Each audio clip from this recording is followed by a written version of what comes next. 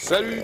Eh bien écoutez, la structure des murs, ce sera un double habillage en fuste, hein, c'est des petites fustes qu'on a coupées si vous avez vu la vidéo précédente. Et on va commencer donc à les tailler et à les fixer sur la structure en rond, puisque notre maisonnette autonome sera ronde.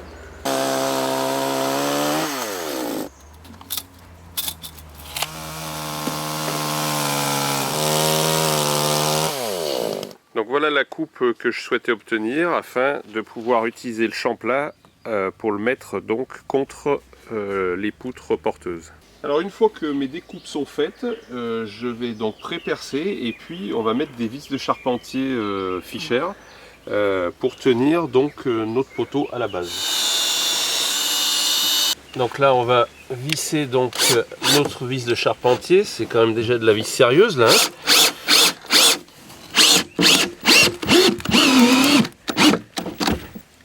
Et puis on va faire la même chose ici. Voilà, on a posé nos 4 poteaux aux 4 coins cardinaux qui vont nous servir maintenant donc d'ossature extérieure et puis qui vont nous permettre de tracer maintenant le cercle qui va rejoindre chacun des poteaux pour savoir où on va mettre les autres poteaux intermédiaires.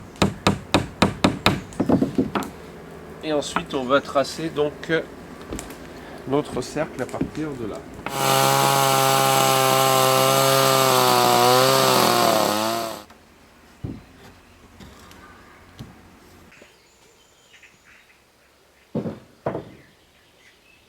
Pour la suite de la structure des murs, puisqu'on a fini de poser donc nos poteaux verticaux, les poteaux extérieurs, on va maintenant utiliser des bois arrondis, tordus naturellement qu'on a mis de côté pour faire, pour solidariser déjà nos poteaux à l'extérieur et puis donner déjà la première forme arrondie.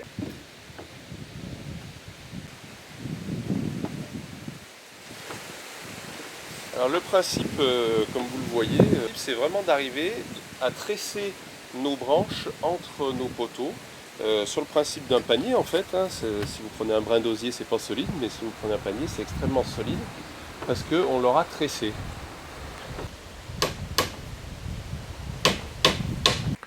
Donc on continue notre travail de tressage de branches, c'est du noisetier, en pensant bien sûr à réserver les endroits où vous allez avoir les portes et les fenêtres.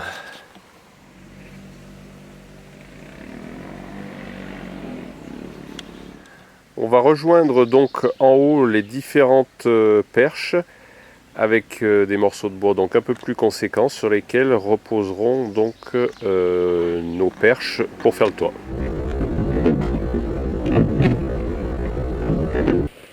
La nuit a été un peu rude, sans le temps, et puis on est en Auvergne, il devait faire 8 degrés cette nuit. On va aller voir le chantier, mais je crains que ce soit difficile de travailler ce matin là. Bon bah ce matin on en a pris une bonne, hein. On a mis l'équipement. On a fini donc tout ce qui est poteau intermédiaire et puis maintenant eh ben, je pense qu'on va tout simplement s'attaquer à la fenêtre.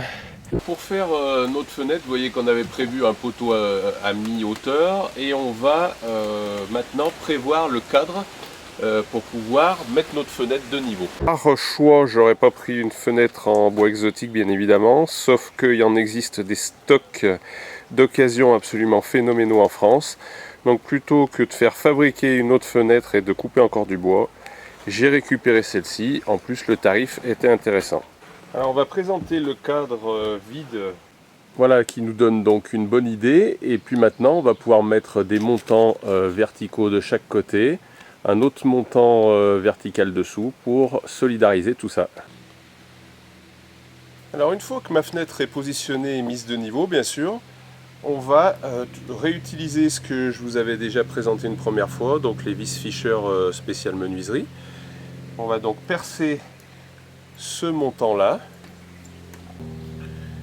et ensuite faire tenir notre fenêtre donc avec cette vis spéciale menuiserie.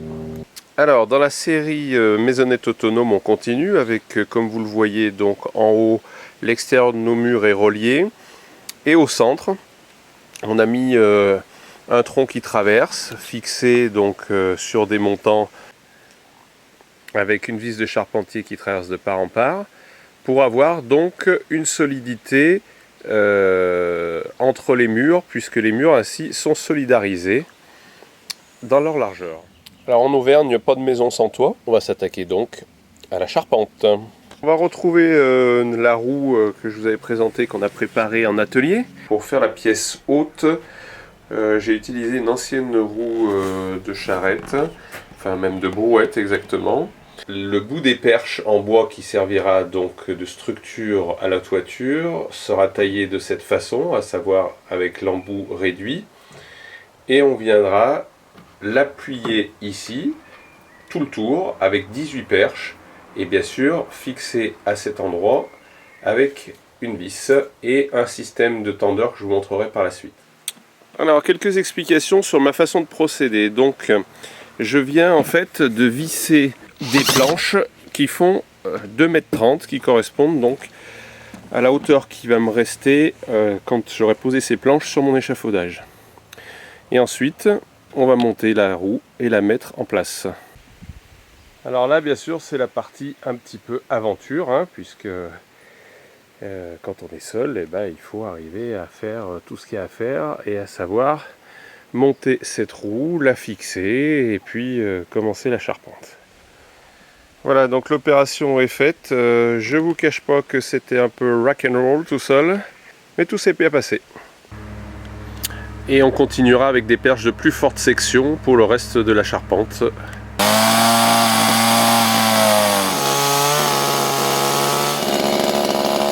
Ensuite, donc, on prépare un coin comme ça qu'on va venir faire buter contre la partie qu'on a préparée ici.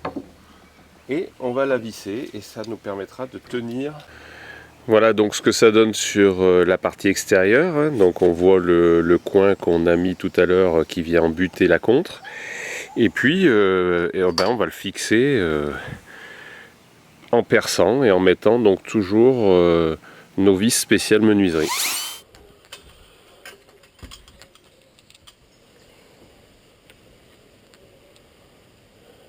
Et puis ensuite, on va venir fixer le bout donc, de notre perche sur le tonneau.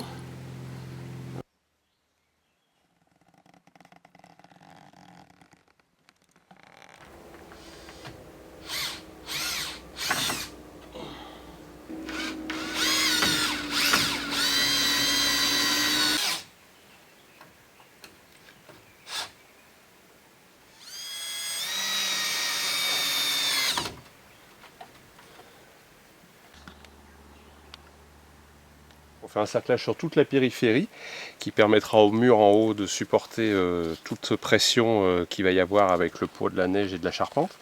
On va poser un feuillard. Le feuillard, c'est ça, c'est du feuillard perforé et on va faire donc un tour complet en haut pour solidariser l'ensemble.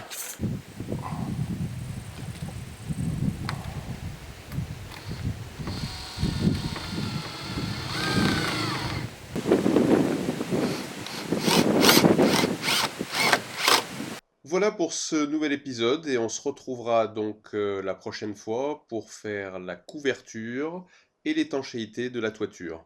Alors à très bientôt, je compte sur vous.